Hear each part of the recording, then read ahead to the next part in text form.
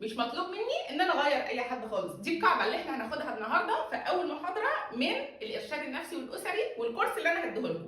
اول حاجه لازم نفهمها ونبقى مذاكرينها كويس قوي، هو اننا مش جايين العالم علشان نغير، احنا جايين علشان نتعلم ازاي نتعامل معاه. باختصار، ربنا خلق الخير والشر، ربنا خلق الملاك والشيطان.